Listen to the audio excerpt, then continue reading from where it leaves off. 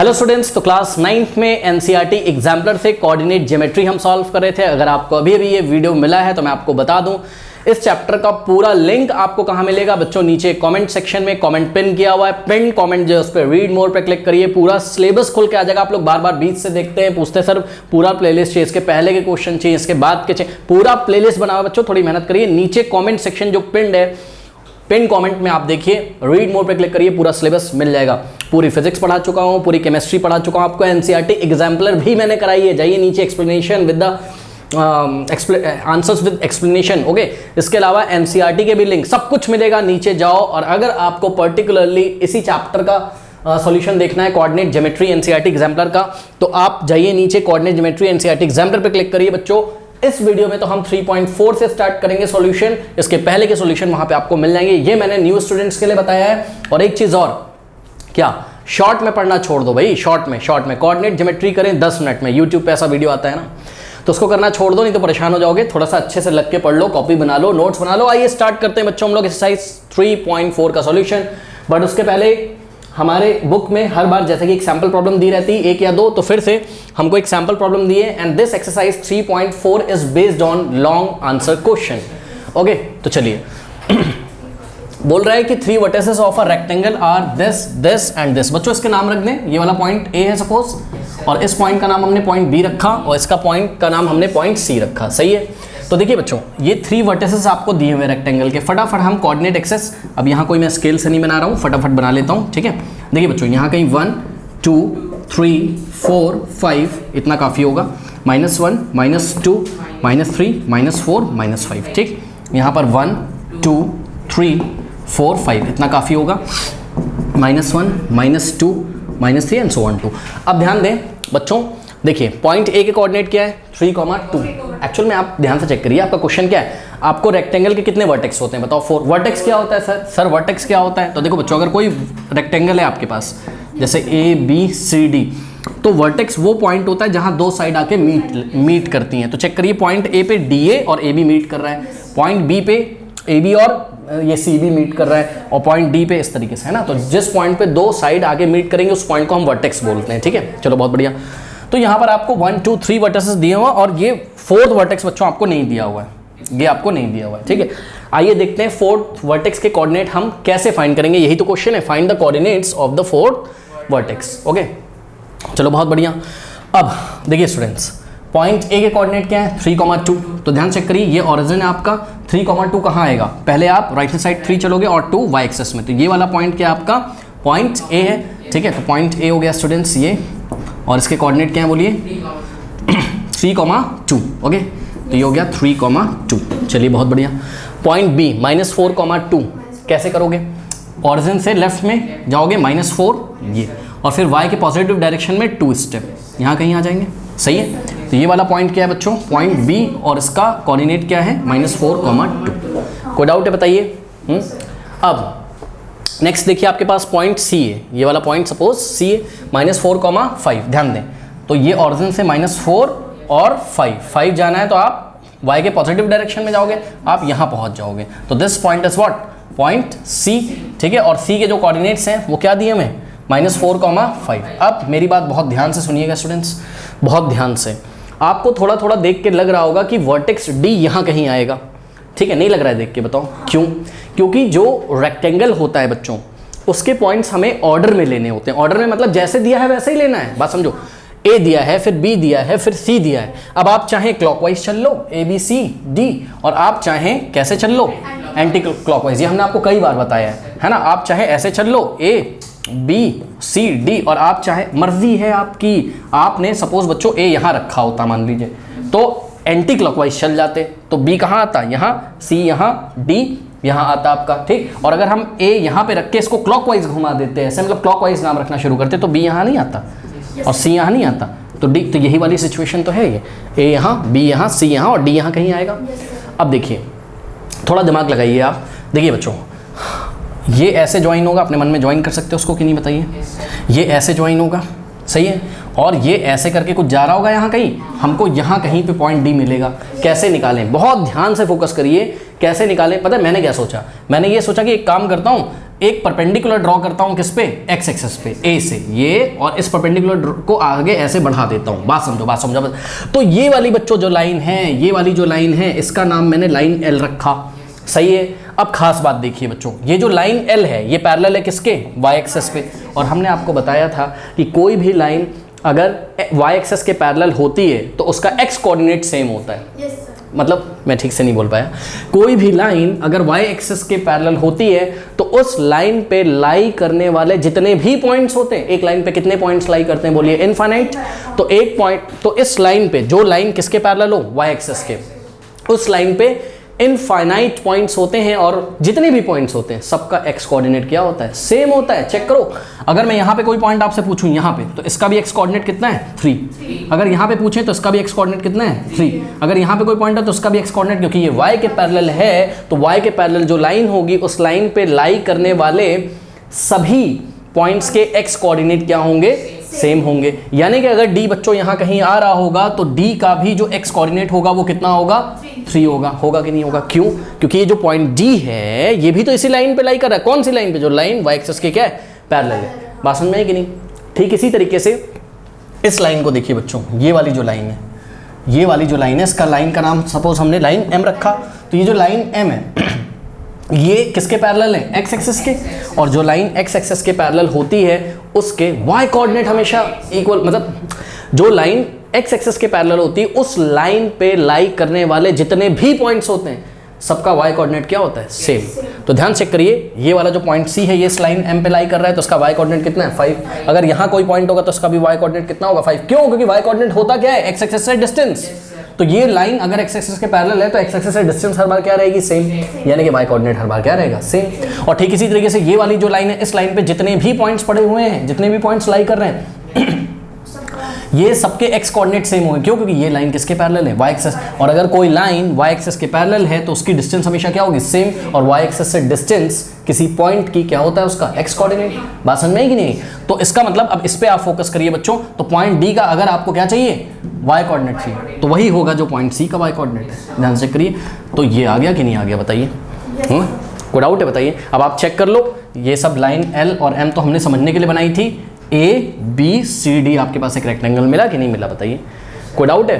इसके लिए आपको ग्राफ पेपर नहीं दिया जाएगा, ये आपको रफ वर्क में सोचना पड़ेगा, क्योंकि उन्होंने आपसे केवल क्या पूछा था, find the coordinates of the fourth vertex. तो फोर्थ वर्टेक्स आपका डी रहा, और डी के जो कोऑर्डिनेट हो गए बच्चों वो क्या आ गए बताइए, 3,4। आपको सोचना पड़ेगा। 3 मैंने कैसे सोचा, 3 मैंने इस तरीके से सोचा क्योंकि ये वाली जो लाइन है इसी पे तो वर्टेक्स ए भी आ रहा है और इसी पे वर्टेक्स डी आ रहा होगा, और ये लाइन किसके पैरेलल है, y एक्सिस, और y एक्सिस के पैरेलल तो एक्स कोऑर्डिनेट सेम होंगे। तो ये अगर 3 है तो ये भी 3 हो जाएगा। इसी तरीके से एक लाइन हम लेके गए, कहाँ से पास कर रही है, जो कि सी से पास कर रही है और एक्स एक्सिस क्या है, पैरेलल है। क्यों? क्योंकि ऐसा मैंने सोचा, आप समझ जाओगे ऐसा मैंने क्यों सोचा, क्योंकि आपको पता है ना कि रेक्टेंगल में तो अपोजिट साइड क्या होती है, पैरेलल होती है। तो ये वाला अगर बी ए पैरेलल है एक्स एक्सिस के, तो ये भी तो किसके पैरेलल होगा, एक्स एक्सिस के, तभी तो बी डी किसके पैरेलल होगा, ए बी के। तो बहरहाल ये सब आप फील कर रहे होगे, इतना मुझे समझाने की जरूरत नहीं है।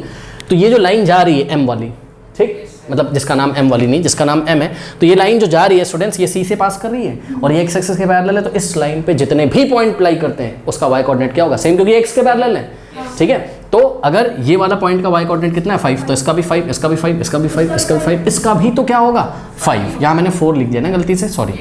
ठीक है, तो coordinate of the vertices are what, 3,5। Okay, कोई डाउट है बताइए? इसका एक्सप्लेनेशन आप कर लोगे? ज़्यादा इसमें एक्सप्लेनेशन कुछ करना नहीं है, जितना हमने आपको बताया नहीं, ये नहीं करना है। आपको सिंपली लिखना है क्या कि the coordinate of the abscissa of point D is same as, नहीं सुनिए, द एब्सिस, आपको लिखना क्या भाई, लॉन्ग आंसर टाइप में है, लिखना भी है एग्जाम में। सुनिए, मैं लिख नहीं रहा हूँ, आप सुन लीजिए, जो बच्चे ऑनलाइन देख रहे हैं वो भी सुन लें। The coordinate the abscissa of point D, पहले आप लिखोगे let us assume fourth vertex is denoted by point D. अब पॉइंट डी के कोऑर्डिनेट्स निकालने, कोऑर्डिनेट्स निकालने का मतलब एब्सिसा निकालना है और ऑर्डिनेट निकालना है। तो एब्सिसा के बारे में पहले कमेंट करिए, क्या कमेंट करेंगे एब्सिसा के बारे में, कि the abscissa of point D is same as abscissa of point A, because both the points lie on the same line which is parallel to y axis, and if a line is parallel to y axis, then all the points which lie on that point which lies on that line have same abscissa। ठीक, ये बात। उसके बाद हम क्या बोलेंगे, हम बोलेंगे the point D, the ordinate of point D is same as the ordinate of point C. अगर आप इतना भी सिर्फ लिख दो, कोई रीजन मत दो, आप सिंपली लिख दो the abscissa of point D is same as the abscissa of point A, खत्म. The ordinate of point D is same as ordinate of point C, खत्म. इससे ज़्यादा फुल मार्क्स मिल जाएगा. आपको टेंशन नहीं, समझ में आ गया? yes, कर लीजिए. बढ़ते हैं एक्सरसाइज 3.4 के सॉल्यूशन की तरफ. क्वेश्चन नंबर 1 कह रहा है कि पॉइंट्स ए जिसके कोऑर्डिनेट है 5,3, पॉइंट बी -2,3, पॉइंट डी 5,-4. अगर आप ध्यान से देखें बच्चों तो are the 3 vertices of a square ABCD. Square का नाम क्या है बोलिए? ABCD. यानी कि ऑर्डर में क्या चल रहा है? ए के बाद बी, बी के बाद सी, सी के बाद डी. इन्होंने आपको क्वेश्चन में बहुत ज़्यादा कंफ्यूज कर दिया है. ए दे दिया है, बी दे दिया है, डी दे दिया है, सी नहीं दिया है. तो आपको ध्यान रखना आपका ऑर्डर ब्रेक नहीं होना चाहिए. ठीक है, वो भी हम डायग्राम बनाएंगे तो देखेंगे, प्लॉट करेंगे तो ठीक. कह रहा है कि plot this points on a graph paper, hence find the coordinates of the vertex C. C गायब है तो सी वर्टेक्स के कोऑर्डिनेट्स आपको बताने हैं. तो चलिए फटाफट, यहाँ पे ग्राफ पेपर तो है नहीं, ग्राफ पेपर पे आप लोग करिएगा इसको. ठीक है, ये सेम अभी जैसे सैम्पल प्रॉब्लम किया था ना वैसे ही होगा. ठीक है, देखिए यहाँ 1 है, ये 2 है, ये 3 है, ये 4 है, ये 5 है, इतना काफ़ी होगा. -1, -2, -3, -4, -5, 1, 2, 3, 4, 5 और यहाँ पर -1, -2, -3 एंड -4. -5 तो नहीं है कहीं y कोऑर्डिनेट में, नहीं है, काफ़ी है इतना. ठीक, तो पॉइंट ए के कोऑर्डिनेट बच्चों 5,3. पॉइंट ए को प्लॉट करिए, ये तो ऑरिजिन है आपका, वो से दिखा रहा हूँ मैं इसको. तो 5,3, तो एक्स एक्सिस की पॉजिटिव डायरेक्शन में 5 और y की पॉजिटिव डायरेक्शन में 3. तो यहाँ पहुँच जाएंगे. This point is what? Point A कितना है? 5,3. ओके, उसके बाद पॉइंट बी -2,3. तो ध्यान दें -2 और -3 यहाँ पहुँच जाओगे आप. तो this is what? Point B. तो पॉइंट बी के कोऑर्डिनेट क्या है? -2,3. चलो बहुत बढ़िया. उसके बाद आपके पास डी है बच्चों. ठीक, अब देखो यहाँ पकड़ में आ रहा है कैसे? A B. अब या तो सी कहाँ आ रहा होगा? ऊपर, और या तो कहाँ आ रहा होगा? नीचे. वो भी हमें पता चलेगा डी से. डी क्या है? 5,-4. ठीक है, तो 5,-4 यहाँ पहुँच जाओगे भाई. एक्स में +5 और वाई में -4. तो ये आपका क्या है? डी. क्या है आपका? 5,-4. थोड़ा सा इमेजिन करिए बच्चों रफ वर्क में आके. रफ वर्क में अगर आप इमेजिन करोगे तो पॉइंट ए को पहले यहाँ से लिया गया. अब हमारे पास चॉइस थी, हम क्लॉकवाइज चलते या तो कैसे चला गया है? Anti clockwise. यानी कि ए के बाद बी यहाँ आ रहा है और फिर सी यहाँ आ रहा होगा तो डी यहाँ आ रहा है. यही पैटर्न है. तो आपको यहाँ कहीं क्या मिलेगा बताइए? हाँ, ठीक है. तो अब हम क्या करें? फिर से वही काम करेंगे. यहाँ से हम क्या करेंगे? बी से एक लाइन ऐसे करके पास कराएंगे जो कि एक्स एक्सिस पे क्या होगी? परपेंडिकुलर. तो ये देखिए, ये ऐसे करके ये लाइन आ गई. सही है. और इस लाइन पे जितने भी, क्योंकि ये लाइन किसके पैरेलल है? वाई एक्सिस के, तो इस पे जितने भी पॉइंट आ रहे होंगे उसके एक्स कोऑर्डिनेट क्या होंगे? सेम. तो पॉइंट बी बच्चों ध्यान चेक करिए, पॉइंट बी का जो एक्स कोऑर्डिनेट है वही पॉइंट सी का एक्स कोऑर्डिनेट होगा. तो अगर सी यहाँ कहीं आ रहा होगा, कहीं पे भी आ रहा होगा, ठीक है, तो इसका जो एक्स कोऑर्डिनेट होगा वो सेम एज बी होगा. बात समझ में आई कि नहीं? अब देखिए, अब क्या करेंगे? अब हम एक काम करते हैं बच्चों, एक लाइन हम पास करवाते हैं कहाँ से? डी से, जो कि किसके पैरेलल होगी? एक्स एक्सिस के. सही है. तो यहाँ से एक लाइन आएगी, बहुत ध्यान से बच्चों फोकस करिएगा. यहाँ से एक लाइन आएगी, ठीक है, ये ऐसे, जो कि एक्स एक्सिस के क्या है? पैरेलल है. अब ये जो एक्स एक्सिस के पैरेलल लाइन होती है, इसका कोई भी पॉइंट ले लो आप, उसका वाई कोऑर्डिनेट क्या होता है? सेम. तो यहाँ कहीं सी आ रहा होगा इन दोनों के इंटरसेक्शन पे, तो इस सी का एक्स कोऑर्डिनेट तो क्या होगा? एज बी सी माइनस ये सी लिखा हो भाई बाहर. अरे यार देखो, ये सी और इसका एक्स कोऑर्डिनेट -2 और वाई कोऑर्डिनेट क्या होगा? जो डी का वाई कोऑर्डिनेट होगा. ठीक, तो -2, -4 is the required coordinate of fourth vertex C. और आपको लिखना क्या एग्जाम में? सिर्फ इतना लिखना है कि the abscissa of point C is same as B and the ordinate of point C is same as D, ordinate of point D. बस इतना लिखना है. कॉन्सेप्ट जो मैंने बताया वो आपको याद रखना है. अगर हमको रेक्टेंगल बच्चों यहाँ कंप्लीट करने के लिए बोला जाए तो हम कंप्लीट कर सकते हैं. ए को बी से हमने ऐसे ज्वाइन कर दिया. ठीक है, स्केल से आप कर लीजिएगा. और ये ए को डी से किया. ध्यान से करिए, ए बी सी डी. मेरा थोड़ा सा अच्छा नहीं बन के आ रहा होगा, आप जब ग्राफ पे करोगे तो बहुत सुंदर ये बन के आएगा. ठीक है, चलो कर लो इसको. नंबर 2 देखिए, बहुत बढ़िया क्वेश्चन है. कह रहा है कि write the coordinate of the vertices of a rectangle. Rectangle के 4 वर्टेक्स होते हैं. ठीक है, वर्टेक्स क्या होता है? वो पॉइंट जहाँ पे दो साइड्स आके मीट करती हैं. ठीक है, तो आपको चारों वर्टिसेस के जो 4 वर्टिसेस हैं उसके आपको कोऑर्डिनेट्स बताने. कह रहा है whose length and breadth are 5 and 3 units respectively. एक काम करें बच्चों, रफ वर्क में फिगर बना लेते हैं पहले, है ना। कुछ रेक्टेंगल की स्थिति ऐसी होगी, देखिए ऐसा रेक्टेंगल होगा एक, ठीक है, और लेंथ आपको दिख रही है कितनी इसकी बताइए, 5, ऐसा ये बोल रहे हैं 5 यूनिट्स लेंथ हो गई, और ब्रेथ हो गई इसकी कितनी, 3 यूनिट्स, ठीक है। चलो बहुत बढ़िया, एक बना के रख लिया ताकि समझ में तो आए, है ना।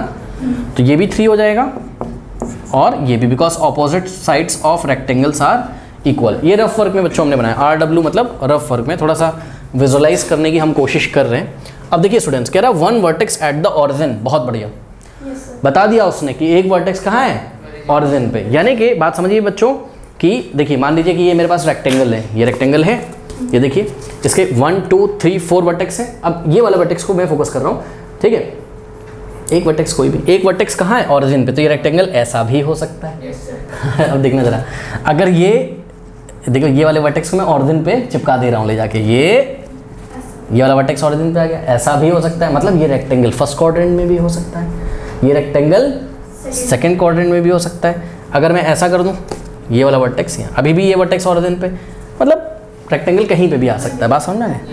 तो ये देखते हैं जरा क्या स्थिति और दी हुई है। एक बात तो पता चल गई बच्चों कि ये ऑरिजिन पे रेक्टेंगल का एक वर्टेक्स है, कंफर्म हो।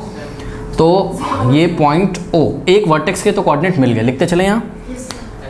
सपोज मान लीजिए यहीं पर O है, चलिए, तो ये कोऑर्डिनेट आगे क्या है इसके 0,0, एक वर्टेक्स के तो आगे, टेंशन नहीं कोई, और यहाँ भी लिखना हो तो आप लिख सकते हो, ठीक।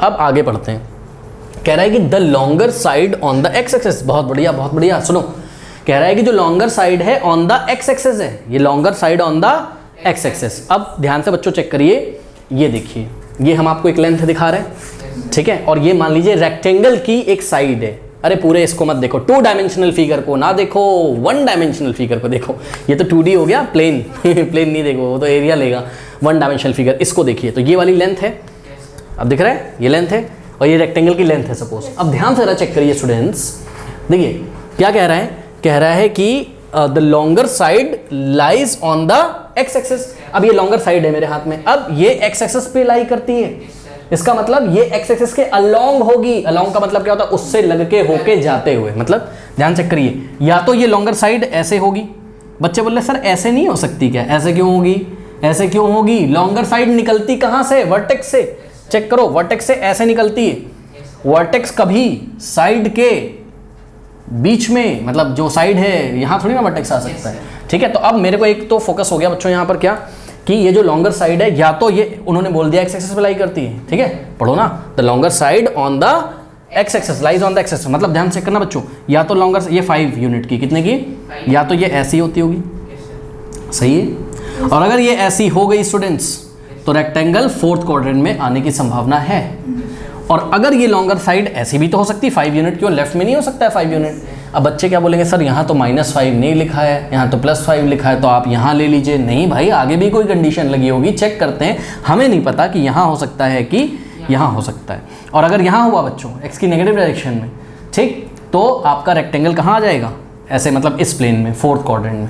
बात समझ में आई कि नहीं आई, ठीक है। आइए जरा देखते हैं आगे की सिचुएशन क्या दी हुई है। ओके, पढ़िए बच्चों। तो यहाँ तक भी बात समझ में हमें आ गई है कि the longer side on the x axis. आगे क्या कह रहा है, and one of the vertex, ध्यान दें, एक तो कहाँ था, ऑरिजिन पे, लॉन्गर साइड थी एक्स एक्सेस पे। अब ऐसी है या ऐसी हमें नहीं पता, लेकिन एक वर्टेक्स कहाँ है, one of the vertex lie in the 3rd quadrant. बहुत बढ़िया, मतलब ये आपका 1st क्वाड्रेंट है, ये तो सभी को पता होगा, ये 2nd है, एंटी क्लॉकवाइज चलेंगे तो ये आ गया आपका 3rd क्वाड्रेंट, तो ये आपका 4th क्वाड्रेंट। अब उन्होंने बोल दिया वन ऑफ द वर्टेक्स, मतलब इन चारों में से एक तो है ऑरिजिन पे और एक कहाँ है, 3rd में। कंफर्म बच्चों, एक यहाँ कहीं होता होगा, तो रेक्टेंगल ऐसे करके बनेगा, तो ये हम गैस कर गए। इसका मतलब जो लॉन्गर साइड है वो ये रही, कितने यूनिट की बोलिए, 5। तो ये देखिए लॉन्गर साइड को अब हम डार्क यहाँ पे कर ले रहे हैं, आपको दिखा दे रहे हैं। ये डार्क बच्चों हम कर रहे हैं ताकि आपको कैमरे में दिखे, ठीक है। ये लॉन्गर साइड 5। बच्चे बोलेंगे सर -5 कुछ नहीं होता है, minus sign only shows what, direction. अगर हम आपको O से ये वाला कोई पॉइंट रख दो बच्चों, उसका नाम सपोज ये A है, ये B है, और ये क्या है C। सपोज ये वाला पॉइंट क्या है, A है, तो ये वाली लेंथ कितनी हो जाएगी स्टूडेंट्स, 5 यूनिट्स। यही लॉन्गर साइड है, ठीक है। चलो बहुत बढ़िया। अब क्या करें, अब क्या करें, अब क्या करें, अब ये करेंगे सर, ध्यान जरा चेक करिए। अब यहाँ पे वर्टेक्स है कहीं, अब कहाँ है ये तो हमें नहीं पता, ठीक है।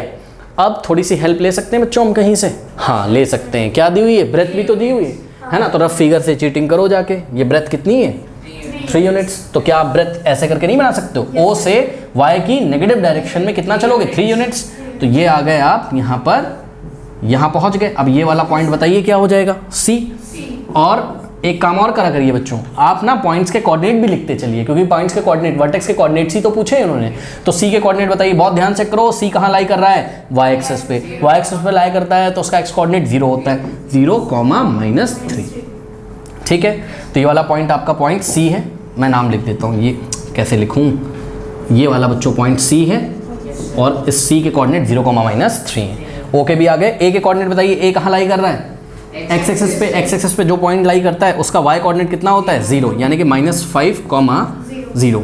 सही है। अब क्या करेंगे? अब बच्चों ध्यान से चेक करिए कि हम एक काम करेंगे, हम पॉइंट ए से एक लाइन हम पास करेंगे जो कि एक्स एक्सेस पे क्या होगी? परपेंडिकुलर। और किसके पैरेलल होगी? वाई एक्सेस के। सीधा चल रहा है मेरा, टेढ़ा हो गया ना? चलो, ये वाली जो लाइन है बच्चों, उसका नाम एल रखा मैंने। अभी इसको हमने डॉट डॉट डॉट से किया, क्योंकि ये पूरी लाइन रेक्टेंगल का पार्ट थोड़ी ना है। इसको तो हमने बस वाई एक्सेस के पैरेलल और एक्स एक्सेस पे परपेंडिकुलरली ड्रॉ किया। अरे सीधा मानना यार इसको, मतलब ये टेढ़ा हो रहा है थोड़ा सा, एक्चुअल में मैं ऐसे खड़ा हूँ ना, समझो। ठीक, तो ये कुछ ऐसा सही है। yes, अब एक बात बताइए, ये जो लाइन एल दिख रही है, इस पे जितने भी पॉइंट्स आते होंगे उनका एब्सिसा क्या होगा? -5 ही होगा। जो पॉइंट ए का है सेम होगा। बस समझो, इस लाइन पे जितने भी पॉइंट आते होंगे सबका एब्सिसा सेम। क्यों? क्योंकि ये लाइन किसके पैरेलल है? वाई एक्सिस के। जो लाइन वाई एक्सिस के पैरेलल होती है, उस लाइन पे जितने भी पॉइंट्स होते हैं उनका एब्सिसा क्या होता है? सेम होता है। चलो बहुत बढ़िया। लेकिन जरा ध्यान दें, आपको इस पे क्या कोई एक भी पॉइंट पता है? हाँ पता है। ये वाला जो पॉइंट ए है वो लाई कर रहा है किस पे? इसी लाइन पे, है ना? तो इसका मतलब ये एब्सिसा इस पॉइंट का -5 है, तो यहाँ पे जितने भी पॉइंट आते होंगे उसका एब्सिसा कितना होगा? -5। तो ध्यान से सुनिए बच्चों, यहाँ कहीं पॉइंट बी आता होगा, ठीक है? अरे कहीं तो आता होगा ना इसके सिधाई में। तो जो पॉइंट बी आता होगा, आप एक और भी काम कर सकते हो क्या, कि ए ओ के पैरेलल, मतलब एक्स एक्सिस के पैरेलल एक लाइन ड्रॉ कर लो जो कहाँ से पास हो रही हो? सी से। ये ऐसे। अब तो आपको समझ में आ गया होगा कि ये पॉइंट क्या है? आपका पॉइंट बी है। और ध्यान चेक करिए, सबसे पहले पॉइंट बी का एब्सिसा, तो जो लाइन किसके पैरेलल हो? वाई एक्सिस के। उस लाइन पे जितने भी पॉइंट होंगे उनका एब्सिसा सेम, यानी कि ए का जो एब्सिसा है -5, वही किसका एब्सिसा होगा? बी का। और इसी तरीके से इस लाइन को देखिए, ये लाइन एम है, M is parallel to what? X axis. X axis के पैरेलल जितनी भी लाइंस होती हैं, उन एक्स एक्सिस के पैरेलल जो भी लाइन होती है उस लाइन पे जितने भी पॉइंट्स लाई करते हैं उनका ऑर्डिनेट क्या होता है? सेम होता है, यानी कि वाई कोऑर्डिनेट क्या होता है? सेम। तो क्या इस लाइन पे कोई पॉइंट लाई करता है जिसका ऑर्डिनेट आपको पहले से पता है? हाँ। किसका? सी का। सी का ऑर्डिनेट कितना है? -3। तो इसका भी ऑर्डिनेट कितना हो जाएगा? -3। कोई डाउट है? और फिर भी अगर आपको नहीं समझ में आता है तो आप गैस वैस करके, ग्राफ पेपर तो है ही आपके पास, देख तो आप लोगे ही कि कोऑर्डिनेट क्या आएगा इसका। पर हमने आपको यहाँ पे कॉन्सेप्ट बताया है, क्योंकि आपको, आप हायर क्लासेस में जाओगे तो ग्राफ पेपर नहीं दिया जाएगा, वहाँ आपको ये सब कैलकुलस में लगा के आएगा, वो सब बात की बातें हैं। तो आपको अच्छे से कॉन्सेप्ट क्लियर होने चाहिए। कोई डाउट है? बताइए। हाँ बताइए सर। क्वेश्चन ये कि थर्ड क्वाड्रेंट में रेक्टेंगल हो। हाँ, नहीं, थर्ड क्वाड्रेंट में उसका एक वर्टेक्स लाई करता है। तो आ तो गया थर्ड क्वाड्रेंट में ये वाला वर्टेक्स, पॉइंट बी आ तो गया। तभी तो मैंने गेस करके ये लेंथ को मैंने एक्स की नेगेटिव डायरेक्शन में बनाया था। सर, हाँ। वर्टेक्स थर्ड क्वाड्रेंट में आ रहा है और हाँ। उसमें लेंथ और ब्रेड्थ दी हुई है। हाँ। तो सर यूनिट्स गेम के फिर यूनिट्स, हाँ, ये बस लेंथ हो गई 5 यूनिट और इसकी ब्रेथ हो गई 3 यूनिट्स। -3 यूनिट्स कुछ नहीं होता है ना। तो सर यूनिट्स काउंट करके फिर पॉइंट नहीं लगा सकते? कर सकते हो, वही तो मैं कह रहा हूँ कि ग्राफ पेपर तो आपके बच्चे कह रहे हैं कि सर क्या यूनिट्स काउंट करके हम पॉइंट नहीं लगा सकते हैं? कह रहे हैं ये लाइन वाला कॉन्सेप्ट जो हमने बताया ये ना लगाएं सर, हम एक काम करें, हम स्केल से ऐसे सीधे रखें और ऐसे करके गैस कर लें, यहाँ कहीं आएगा, है ना? ऐसे अगर हम गैस कर लें, बात समझो, ये तो तुम गैस कर रहे हो ना, तिरछा विरछा लाइन हो गया तो मान लो तुम्हारा। सर लेंथ और ब्रेड्थ 5 और 3। हाँ वैसे कर लो, हाँ वैसे कर लो। ये कह रहे हैं अभी हमें बी की स्थिति नहीं पता, हमने कहा ठीक है। तो कह रहे हैं कि एक काम करिए, ये 3 से हम कितने यूनिट चले जाएं लेफ्ट में? 5 यूनिट। बिल्कुल सही कह रहे हैं। तो यहाँ पे एक पॉइंट मिल जाएगा, एब्सिसा मिल जाएगा कितना? 5, लेकिन लेफ्ट में तो -5, ठीक है। और फिर कह रहे हैं सर हम ए से कितना डाउन आए? -3 स्टेप, तो 5। ऐसे आप कर लो। मैं तो आपको कॉन्सेप्ट बता रहा हूँ ताकि आपके भविष्य के लिए जो है बेनिफिशियल हो। बहरहाल स्टूडेंट्स, यहाँ पर आपके जो कोऑर्डिनेट्स हैं वो क्या क्या हैं?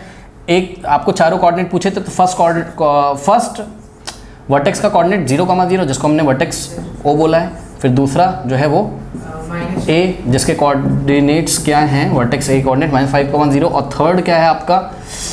वर्टेक्स बी जिसके कोऑर्डिनेट्स है -5, -3। और लास्ट में आपका 4th। ओके, तो इसके जो वर्टेक्स हैं आपके, वर्टेक्स के कोऑर्डिनेट 0, -3। तो हमको क्या बताना था? हाँ, ऑल द वर्टिसेस बताने थे। हमने फिर से एक बार ऑल द वर्टिसेस बता दिए। ठीक है, यस सर। कोई डाउट है? बताइए। No sir. यही पूछा था ना, right the coordinates of the vertices of a rectangle. हाँ, एक चीज़ मैं यहाँ और पूछना चाहता हूँ आपसे, what is the name of this rectangle? नाम बताइए इस रेक्टेंगल का। ABCO। रॉन्ग। राइट। ये ए से चलना शुरू करें, AB बिल्कुल सही चलें। ये ए से चलना शुरू करें और इन्होंने कैसे चलें? ये एंटी क्लॉकवाइज, बिल्कुल सही है, कोई दिक्कत नहीं। तो नाम क्या पड़ जाएगा? ABCO। अगर हम O से स्टार्ट करते और क्लॉकवाइज चलते तो OCBA, लेकिन ये इसका कोई नाम नहीं है, OBCA। चेक करो, O के ऑपोजिट आ गया क्या? B। ऐसे नाम नहीं रखते। या तो आप क्लॉकवाइज चल लो, एक पॉइंट सेलेक्ट कर लो और वहाँ से या तो क्लॉकवाइज चल लो या तो एंटी क्लॉकवाइज चल लो। बात समझ में आएगी? तो नाम रखना भी आप सीख लीजिए। कोई डाउट है? बताइए। ये फिगर थोड़ा सा गंदा हो गया, ये आपका रेक्टेंगल है। अच्छे से कॉपी में आप इसको बनाइएगा अपने ग्राफ पेपर में। ऐसे थोड़ा सा जो आपका काम का फिगर है उसको डार्क कर लेंगे, बाकी सब डॉटेड रहेगा तो उससे फर्क पड़ता नहीं है। ठीक है, कर लीजिए। क्वेश्चन नंबर 3 देखिए, कह रहा है कि plot the points PQS, find the coordinates of the point R such that PQRS is a square. Square क्या होता है स्टूडेंट्स?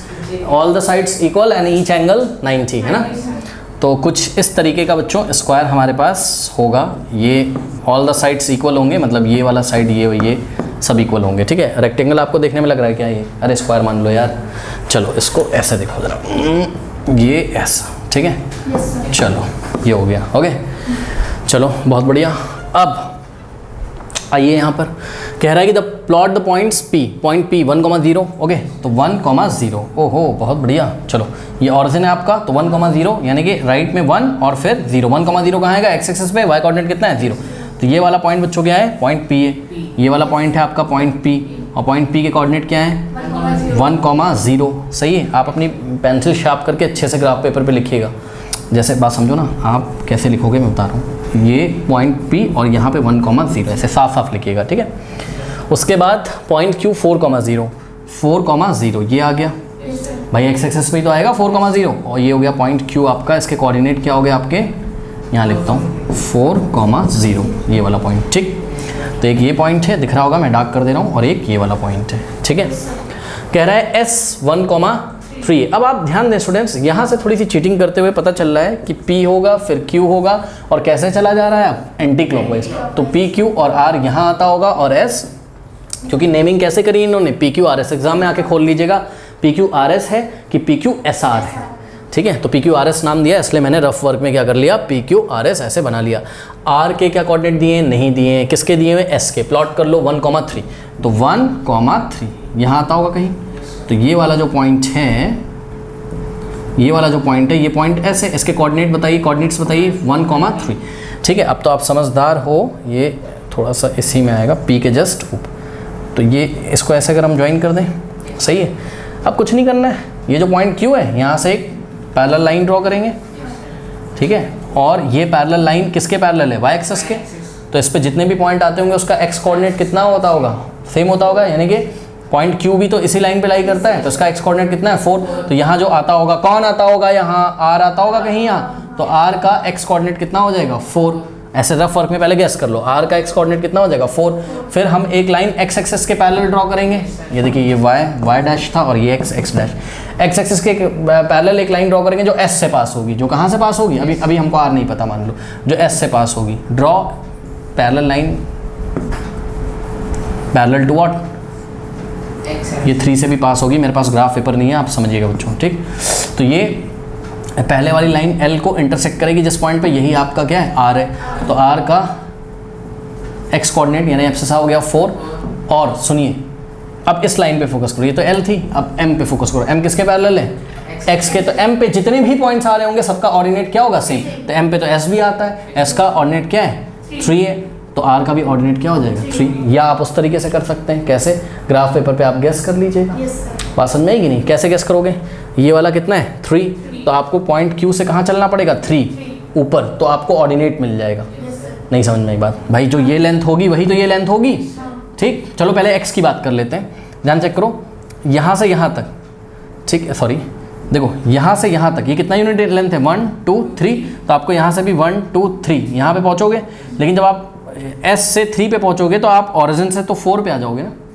ऑरिजिन, क्योंकि इस एक स्टेप तो छोड़ दिया आपने, तो ऑरिजिन से अगर ये 4 पे, तो यहाँ कहीं कहीं होगा, यहाँ से 4 स्टेप पे क्या आर, समझ रहे होगे आप बात को।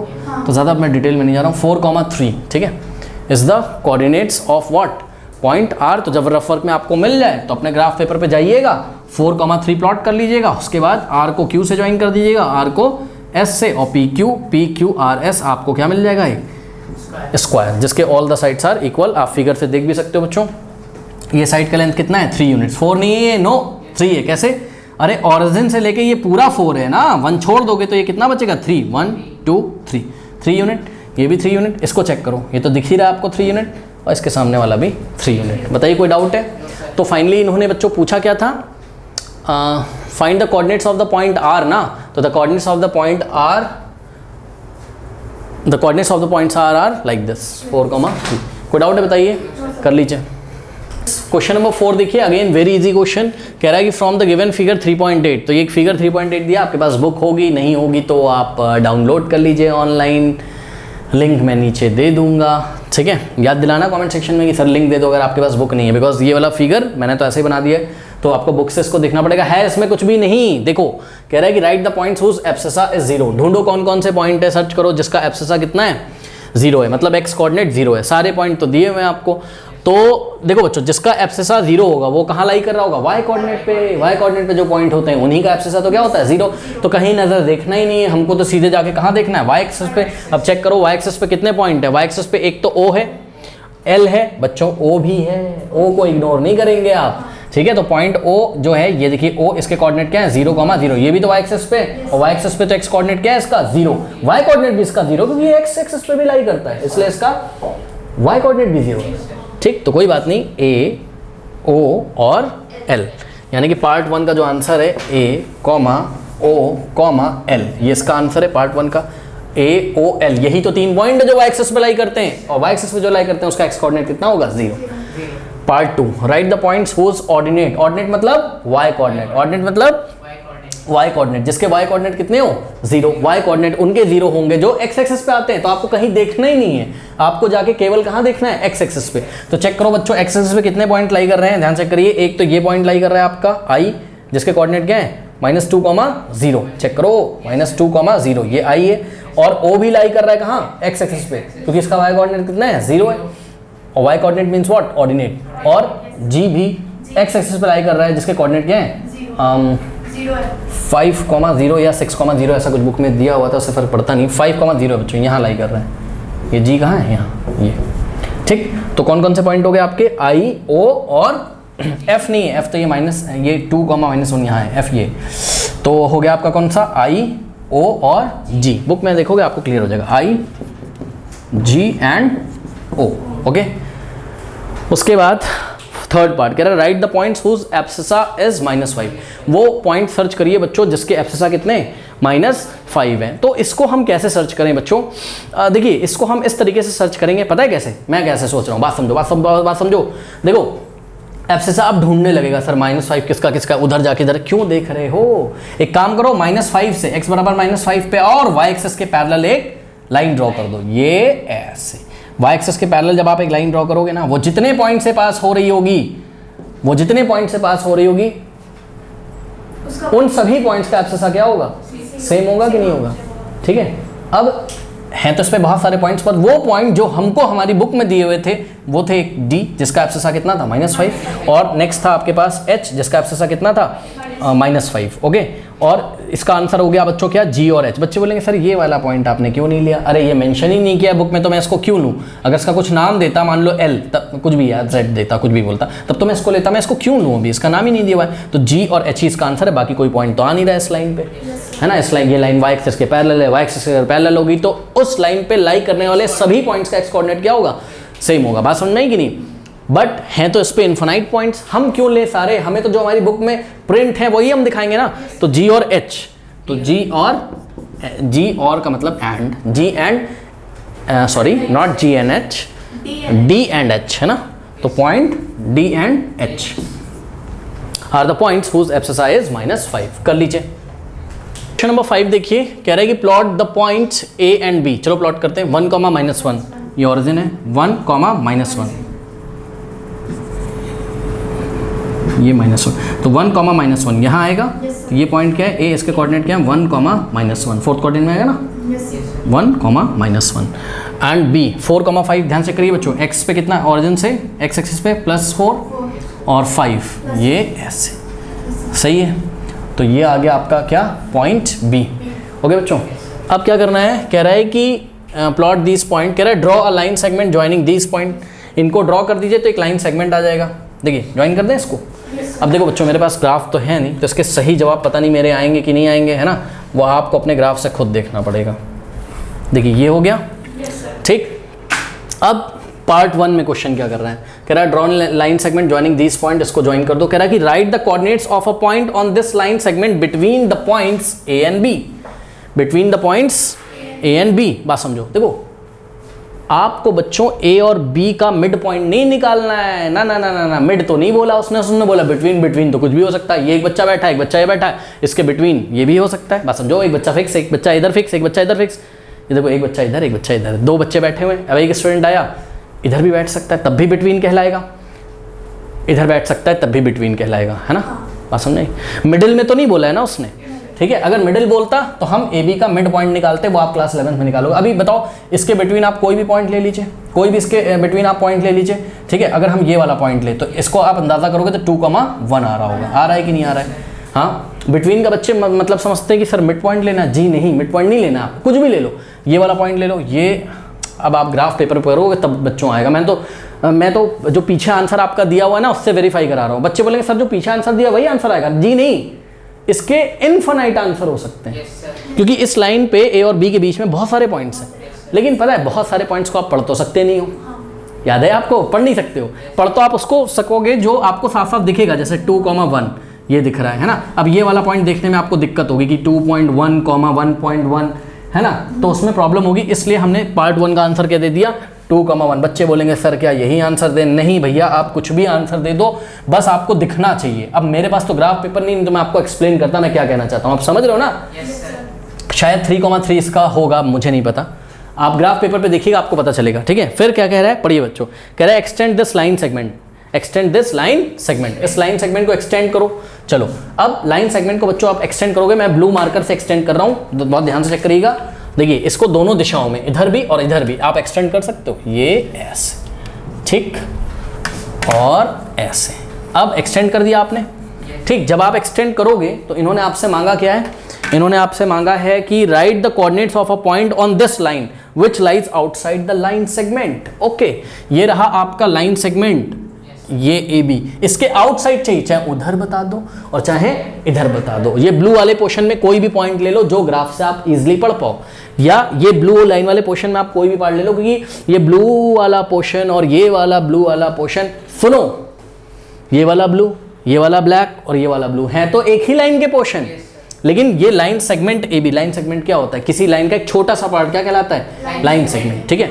तो इस लाइन सेगमेंट ए बी के बाहर ही तो है ये सारे पॉइंट जो इस ब्लू पोर्शन पे पड़े होंगे, लाई करते होंगे, और ये सारे पॉइंट जो इस ब्लू पोर्शन पे पड़े होंगे। तो एक पॉइंट यहाँ पर क्या, आपकी बुक में जो बच्चों आंसर आ रहा है ऐसे 5,7 यहाँ कहीं आता होगा, ठीक है। अब मेरे पास ग्राफ नहीं, आप पढ़ लेना ना, कोई पॉइंट नहीं पढ़ पाओगे इसका, आप देखिएगा, चेक करिएगा, आपका 5,7। इसके भी बहुत सारे आंसर पॉसिबल है, चाहे आप इधर आंसर दे दो और चाहे आप इधर आंसर दे दो, ठीक है। अच्छा एक बात बच्चों, मैं क्या समझ रहा हूँ यहाँ पर, इन्होंने भी क्या बोला है, इन्होंने बोला एक्सटेंड दिस लाइन सेगमेंट, है ना। तो पता है मेरे ख्याल से ना इधर नहीं एक्सटेंड करेंगे, ए से बी की तरफ एक्सटेंड करेंगे। यही रीजन है एनसीईआरटी एग्जाम्पलर में पीछे आंसर क्या आ रहा है, 5,7, मतलब एक्स कोऑर्डिनेट भी पॉजिटिव है और A B, extend A B जब बोला है तो ए से बी की तरफ एक्सटेंड करेंगे। ये थोड़ा सा बच्चों गड़बड़ी मेरे से मुझे लग रहा है हो रही है, ए से बी की तरफ। इसी पोर्शन पे आप कुछ भी आंसर दे दीजिएगा, मतलब जितने भी पॉइंट आ रहे हैं, जो कोऑर्डिनेट आपको पढ़ने में आ रहा हो वो आप दे दीजिएगा। आप देखिएगा 1.5,7 आएगा। ये आंसर मैंने पीछे से देख के किया है, क्योंकि मेरे पास ग्राफ पेपर तो है नहीं, है ना, तो मैं कैसे देख के आपको परफेक्ट आंसर बताऊं। बहुत सारे आंसर आ रहे होंगे, इधर नहीं एक्सटेंड करो बच्चों, ए से बी की तरफ, ए बी को एक्सटेंड करना है, क्योंकि आपने पढ़ा होगा, देखिए जब ट्राइंगल ए बी सी ऐसे होता है, आप कोई प्रूफ उफ करते होगे, जब आपने पढ़ा होगा एनसीईआरटी में, मैडम पढ़ा रही थी ट्राइंगल में, तो जब कोई प्रूफ उफ करते हो कभी कभी हम लिखते हैं एक्सटेंड बी सी, तो एक्सटेंड बी सी को ऐसे एक्सटेंड करते हैं, बोलता है एक्सटेंड ए बी तो ऐसे एक्सटेंड करते हैं, उधर नहीं करते हैं, ठीक है। जैसे कि ये देखिए, ये है आपका ए बी और सी ट्राइंगल है, ठीक, तो एक्सटेंड ए बी बोलेगा तो ऐसे एक्सटेंड करेंगे, इधर नहीं एक्सटेंड करते हैं। बात समझ में कि नहीं है। अगर वो बोलता है extend A be in both directions, तब हम दोनों तरफ करते हैं। ओके चलो बहरहाल ये फिनिश हो गया।